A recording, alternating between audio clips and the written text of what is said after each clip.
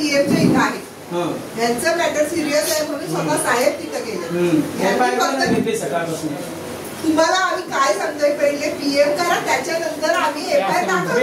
बिगर पीएमचं FIR कसं काय? पीएमचं stop जर मारतं ते मला नाही माहिती. मी आता ठाण्यावर भाईंदरवरून आलो. काय प्रकार आणि एफआयआर का नाही घेतले सकाळपासून आतापर्यंत? नाही, अजून एडीआरचं पोस्टमॉर्टम व्हायचं आहे. आमची सगळी टीम तिकडेच आहे आणि आम्ही तिकडे पाठवलं होतं. त्याला तिकडे पाठवून ते काय थोडं पोस्टमॉर्टम करणार? आम्हाला बॉडी नको आहे, आम्हाला न्याय हवे आहे. आमच्या मुलीला फाशी दिली आहे का? फाशी मुलीने घेतली आहे का घेतली आहे? एवढी मजबूर मुलगी का झाली आमची? आता तिची 7 ते 8 महिन्याची मुलगी आहे. रिकॉर्डिंग करू शकतो, हे राईट आहे. रिकॉर्डिंग करू शकतो मॅडम, बोलू नाही सगळ्यात बंद करा. नाही मॅडम सर, हे चुकीचं आहे तुमचं. बोला तुमच्या मॅडमला. ठीक आहे ना, मी राहू दे. Okay yes okay. तर माझा कसा मुलगी गेली आहे माझी. अरे बाबा, माझी मुलगी गेली आहे, तुमची मुलगी गेली, तुम्ही शांत राहणार का? सकाळपासून तुमची एफआयआर नाही घेणार तर? हा, तर एफआयआर घ्या आमची, आणि आमची तक्रार कोणाकोणाच्या बाजूला आहे त्याच्या बापाला विचारा, त्याची नोंद घ्या. पुढे काय प्रकार नाही तुमचा तपास तुम्ही शोधा. एफआयआर का नाही घेतली आतापर्यंत? माझा मेन मुद्दा आहे. मी भाईंदरवरून येतोय, आता 3 वाजले. सकाळी किती वाजता प्रकार घडला? 10 वाजता. डिपार्टमेंट किती वाजता आला तिथे? 11 वाजता सर आले तुम्ही. आता 11 ते घेऊन 3 वाजले, आतापर्यंत एफआयआर का नाही? अरे बाबा, त्यांचं म्हणणं आहे की पीएम पहिले उद्या त्याच्यानंतर एफआयआर. साहेब कसं असतं ना, पीएम आम्ही करतो, तुम्ही बॉडी घेऊन जावा, ते प्रकार इथे चालणार. आम्ही तुम्हाला काय बॉडी घ्या असं आमचं कंपल्शन नाहीच आहे. ओके ठीक आहे. पहिली गोष्ट झाली, आम्ही तुम्हाला काय बॉडी घ्या असं कंपल्शन नाही आहे आमचं. तुम्हाला जे तुमचं म्हणणं आहे ते तुम्ही सगळं मांडा, त्यानंतर आपण सगळी प्रोसिजर करू. एफआयआर नंतर घ्यायचं तर एफआयआर नंतर कशा आम्हाला पहिले द्यायची आहे ना. आमची मुलगी गेली, आता नंतरचं काय वाट बघणार? आता त्याचा पोस्टमॉर्टम मध्ये काय निघतं काय नाही, नंतरचा विषय. जे आमचे प्रश्न आहेत तुम्ही ते पहिले टाईप करा, एफआयआर मध्ये दाखल करा, तपास नंतर करत राहा.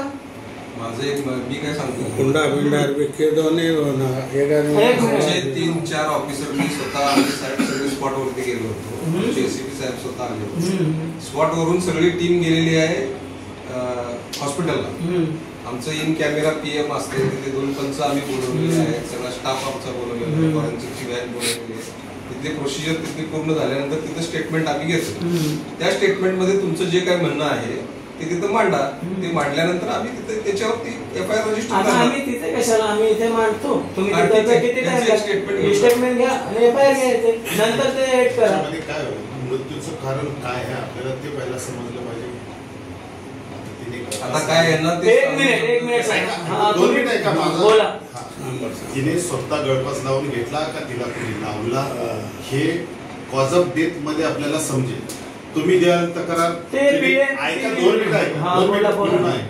तुम्हाला पटलं तर हे करा, नाहीतर आम्हाला काही तक्रार घेणंच आहे. तक्रार तर घेण्याचं तुम्ही जे फॅक्ट आहे ना, आता आपल्याला प्रायव्हेट तिने गळफास घेतला, बरोबर. गळफास घेतलेला, स्वतः गळफास घेतलेला वेगळे मार्क असतात, यू मार्क येतो, आणि ज्याने दुसऱ्याने कोणी तिचा गळा दाबून तिला लटकवला असेल तो वेगळा आहे. आणि आत्महत्या हे वेगवेगळं आहे. पोस्टमॉर्टम झालं, पोस्टमॉर्टम मध्ये समजलं गळफास आहे, तर तिला आत्महत्या करण्यास प्रवृत्त केलं म्हणून तुमची तक्रार. आणि जर तिला गळफास म्हणजे तिचं मृत्यूचं अगोदरचं कारण आहे, तिला गळा दाबून मारलेला आहे, म्हणजे तो मर्डर होतो. ठीक आहे. आता तुमचं बोलून झालं सर, आता मी काय बोलू? संविधान मध्ये काय लिहिलंय? प्रॉब्लेम घडलं तर पहिले तुम्ही तक्रार घेतली पाहिजे. 1 मिनिट. त्याच्या बापाचा काय आहे ते डिसिजन ऐकायचं. तिला हुंड्यासाठी त्रास दिला गेलाय, ठीक आहे. आता माझी गोष्ट आहे का तुमची? मी ऐकली सर, आता माझी आहे का? हुंड्यासाठी त्रास दिलाय, आता त्याचं तक्रार त्याचं तुम्ही घ्या. त्यामध्ये ते फाशी दिली नाही दिली ते तपास करणं तुमचं नंतरचा प्रकरण आहे, आणि त्याच्यासाठी प्रोसिजर लांब जातो. तर पहिले आमची एफआयआर घ्यावा, आणि त्याच्यामध्ये त्या बापाचं काय म्हणतात ते नोंद करा. त्यानंतर तिसरी ते रिपोर्ट आला तर तुम्ही त्यात दाखल करा ना. ते 90 दिवस रिपोर्टला लागणार, आम्ही 90 दिवस बसणार. कुठला 90 दिवस? पोस्टमॉर्टम झाले की किती टाइम लागणार?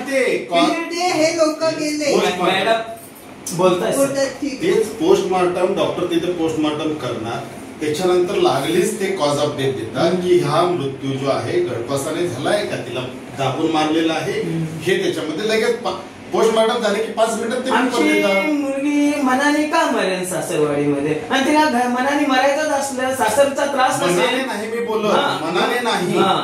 आपल्या आत्महत्या केली म्हणणं आहे ना तुमचं? गळफास दिलं हे मृत्यू नंतर आपल्या पोस्टमॉर्टम नंतरच आपल्याला समजणार की तिने आत्महत्या ते केली. नंतर आपण समजू ना, नंतर आपण ऍड करू शकतो ना.